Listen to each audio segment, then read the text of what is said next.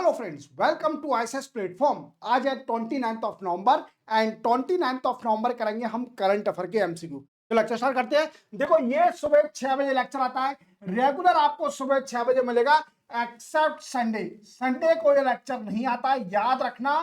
सुबह 6 बजे रेगुलर मिलेगा, संडे को नहीं मिलेगा। मतलब आज है सैटरडे, कल ये वीडियो नहीं आएगा, अब सीधे आपको मंडे को मिलेगा। देखते हैं।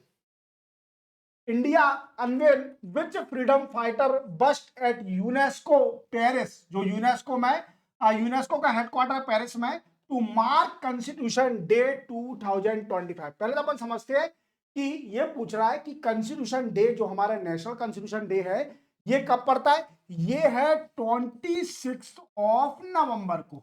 याद रखोगे, 26 ऑफ नवंबर को हर साल हम कॉन्स्टिट्यूशन डे बनाते हैं।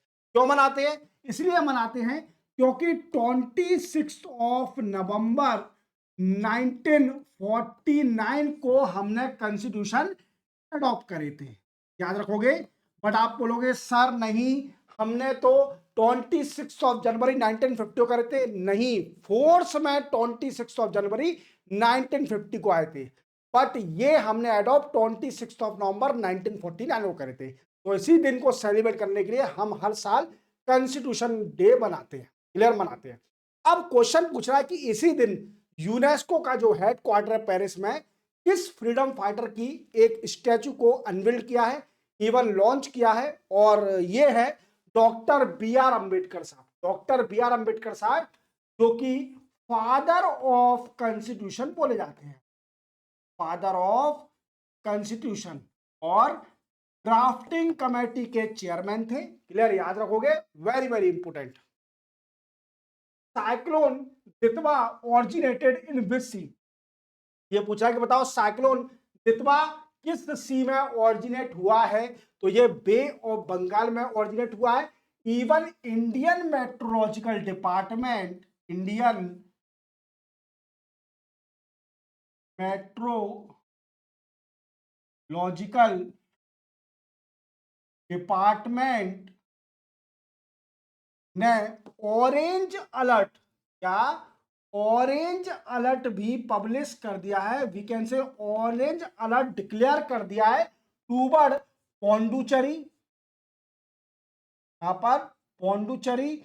इवन 28 ऑफ नवंबर को, व्हाट आई मीन से कल पहुंच चुका है कहां पर, तमिलनाडु और आंध्र प्रदेश के कोस्ट पर। इवन रेन और स्टॉर्म भी हो रहे हैं आंध्र प्रदेश पर। याद रखना, क्वेश्चन पूछा था कि साइक्लोन दितवा किस स्टेट को इफेक्ट करा है, या फिर पूछ सकते हैं कि साइक्लोन दितवा किस सी में आया था, ऑरिजिनेट हुआ था। याद रखना। Which city of world top in population according to UN World Urbanization Prospect 2025 report. ये पूछा है कि बताइए UN world urbanization prospect report के हिसाब से जो अभी रिपोर्ट आई है, अब कौन सी सिटी सबसे ज्यादा पॉपुलेशन होल्ड करी है। जैसे आप जानते हो, प्रीवियसली टोक्यो, जो कि जापान की सिटी है, यहां पर सबसे ज्यादा पॉपुलेशन थी, बट इसको भी सरपास कर दिया है, और वो है जकार्ता। अब जकार्ता सिटी कहां पर है, तो जकार्ता सिटी है इंडोनेशिया। याद रखोगे, इंडोनेशिया में ये सिटी है। याद रखना, सेकंड नंबर पर कौन सी है, तो फर्स्ट पर जकार्ता, सेकंड पर ढाका, और टोक्यो, जो कि जापान की सिटी है, ये थर्ड नंबर पे आ गई है। अब क्वेश्चन बनता है कि सर पॉपुलेशन बेसिस पर कंपेयर बताइए। तो जकार्ता में पॉपुलेशन हो गई है 42 million, 42 million. Then after Dhaka में हो गई है 37 मिलियन, 37 मिलियन, और टोक्यो में 32 मिलियन। याद रखोगे, वेरी वेरी इंपोर्टेंट। तो क्या है इसका answer, Jakarta. Which city of India host Chanakya defence dialogue 2025। ये पूछ रहा है कि कौन सी सिटी ने इंडिया की चाणक्य डिफेंस डायलॉग 2025 को होस्ट किया है।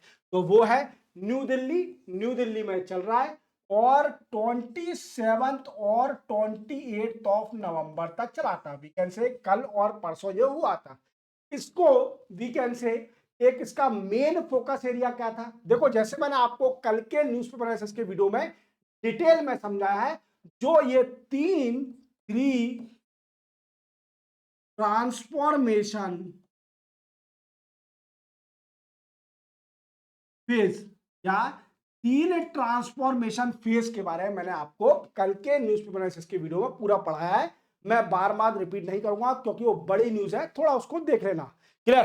अब ये 3 ट्रांसफॉर्मेशन फेज, इवन इसका फोकस एरिया क्या था, फोकस एरिया और जान लीजिए।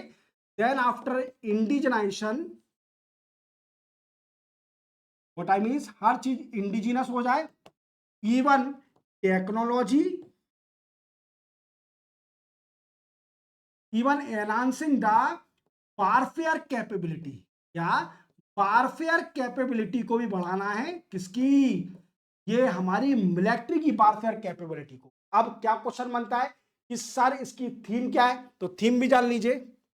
ये थीम भी रखी होगी, बिल्कुल रखी है, ट्रांसफॉर्मेशन करना मिलिट्री को, और 2047 तक जब हमारा देश विकसित भारत हो जाएगा और हमारे देश को इंडिपेंडेंस हुए 100 साल हो जाएंगे, तब हमारा देश वीकेंड से मिलिट्री भी हमारी ट्रांसफॉर्म हो जाएगी और मॉडर्नाइज वे में आ जाएगी। क्लियर।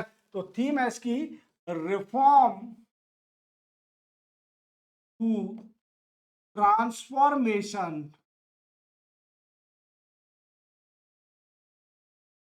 सशक्त, वीकेंड से सुरक्षित,